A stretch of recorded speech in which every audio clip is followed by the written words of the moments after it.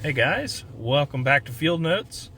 I'm out on this private property where we've been doing snake surveys, and it's middle of August and it's really hot, so our daytime surveys have been pretty slow. Haven't seen much of anything, so I've been focusing a lot at nighttime surveys along wetlands, and so I'm pulled over next to a lake here on the corner of this property. It's right along a road. I'm going to try to find some aquatic snakes.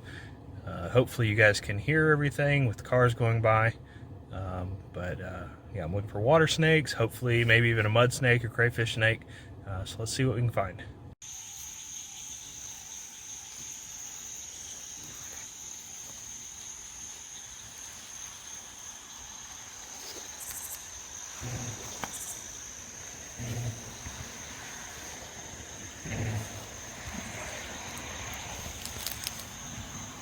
We got bullfrogs, plenty of them along this shore. We also hear cricket frogs and green tree frogs calling. So a lot of food for these snakes. Nope, I saw an Amphiuma right down in here. His head was sticking out of the vegetation, so that's a really good sign. You know, initially coming first visit, spot Amphiuma within the first couple minutes. It's a good sign. I thought this looked like a good area for mud snakes, and we're already seeing food, so hopefully we'll get mud snakes. Right here we've got a little green frog, Lithobates clamitans. This is right at the spillway where the water drains out of the pond into a creek, so it doesn't surprise me that we're seeing green frogs right down here. What's it? That looks like a river frog.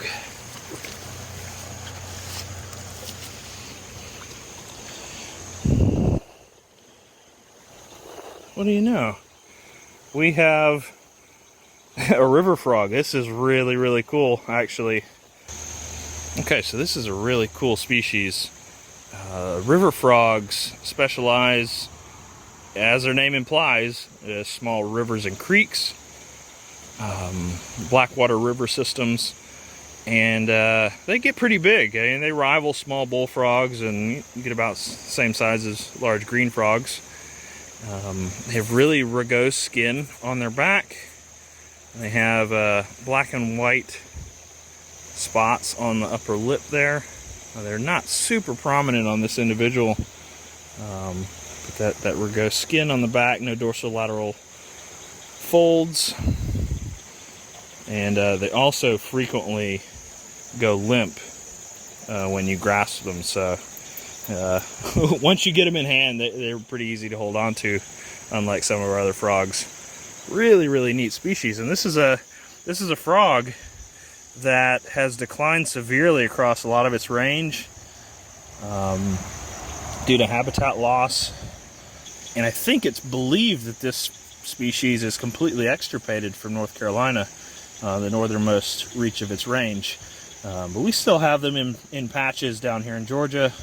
Their tadpoles are really fascinating. There's some of our largest tadpoles. They're really distinct with red eyes, and they also exhibit this really cool schooling behavior where you'll see them in the hundreds, almost like a school of small fish. Really fascinating animal. I'm going to go ahead and let this guy go. There you go, buddy. Nope. Cool. Well, it's not a snake. It's not what we're after, but that's a neat observation nonetheless. Alright, so I was getting really loud down there with the cars and it was getting obnoxious to talk over, so I moved a little bit further away from that spillway, in a small patch of open grass on this other shore. And I'm just going to keep walking along, and it might dip net it a little bit. There's some thick vegetation. It might be able to scoop up some snakes, some of the more aquatic species, hopefully. We'll see what we can find.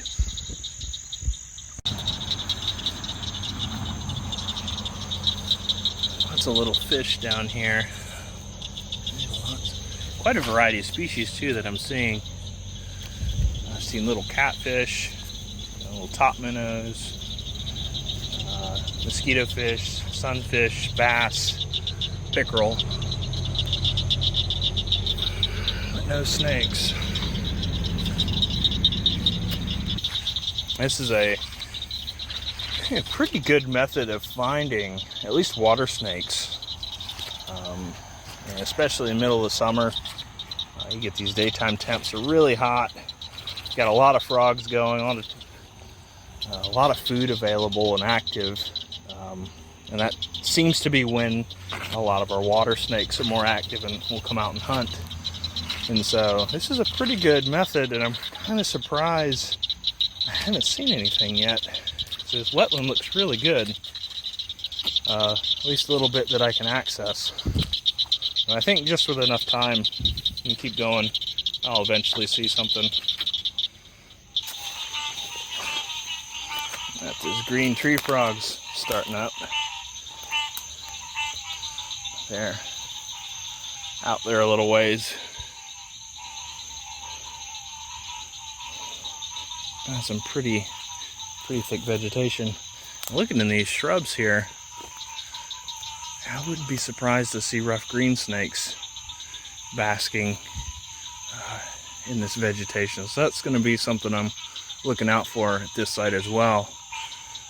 A lot of times they like these creek and wetland edges.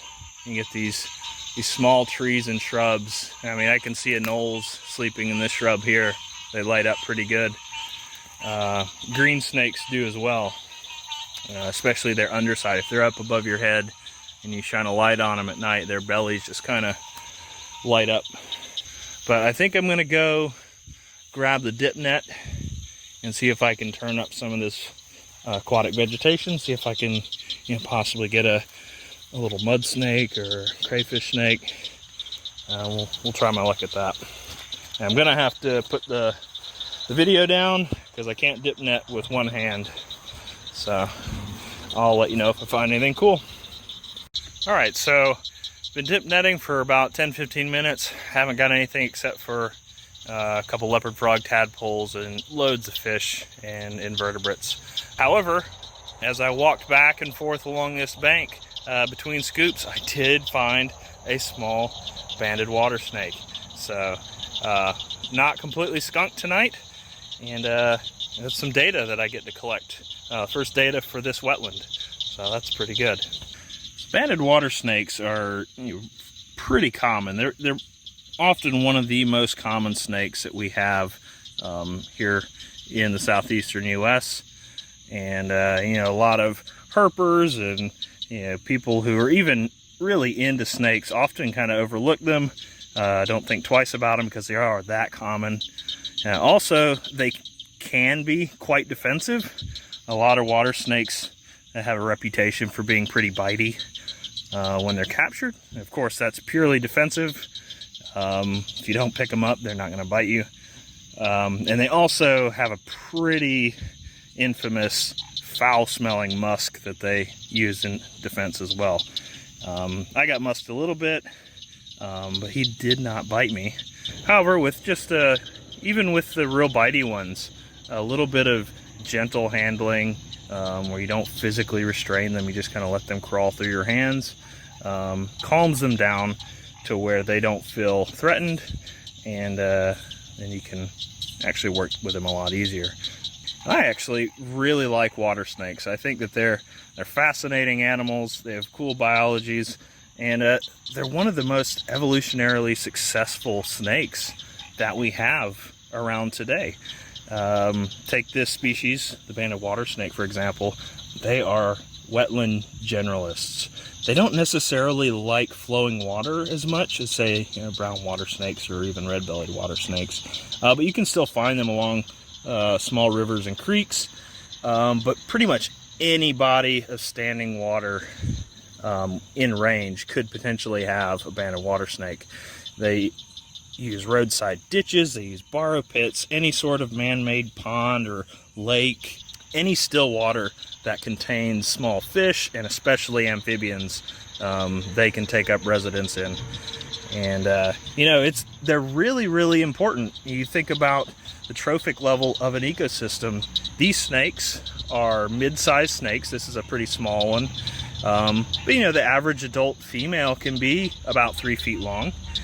And they're going to be major predators of fish and amphibians, especially frogs. So they're big predators, but also they're prey for a lot of other animals. You have birds of prey such as hawks and owls, bobcats, alligators, large turtles, even large salamanders such as the two-toed Amphiuma would prey on small water snakes. And so a lot of things need to eat them, and since they are semi-aquatic, they provide that link of energy flow between aquatic and terrestrial systems. So very, very important. They have really high biomass in these systems, and we'd be in quite a bit of trouble if we didn't have these snakes on these landscapes. So, and also I think they're just beautiful snakes as well. There's a lot of variety in their pattern. They can be almost jet black, they can have a lot of red, they can be real brown. Their bellies have a lot of red markings on them as well. I think they're just fantastic little snakes. So I'm going to go ahead and take some data on this guy, and then we'll get him right back out in this pond before the night's over. Alright, so I've taken all the data I need off of this little guy, and he is free to go.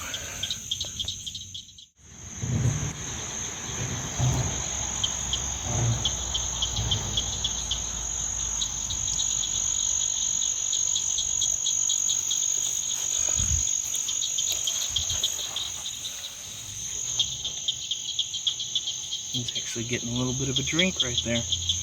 He must have come out of the upland. He was on the bank headed towards the water when I found him, so he must have been away from water for a little bit. He's acting really thirsty.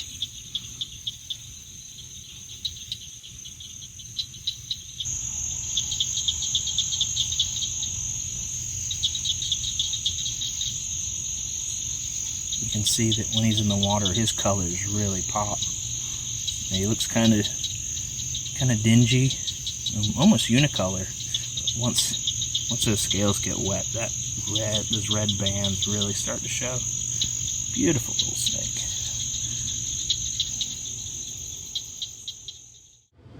All right, guys. Yeah, I kept at it a little bit longer along the lake shore. Didn't see much of anything. I did see a greater siren come up to gulp air off the surface of the water, but of course I didn't have the video rolling and it was over in a split second, so sorry about that. I'm gonna go ahead and call it a night, and you know, I've got plenty of more surveys out on this property that you'll be seeing in the future, and I've also got another kind of special international episode of Field Notes coming up this fall, so stay tuned for that, and I'll see you guys next month.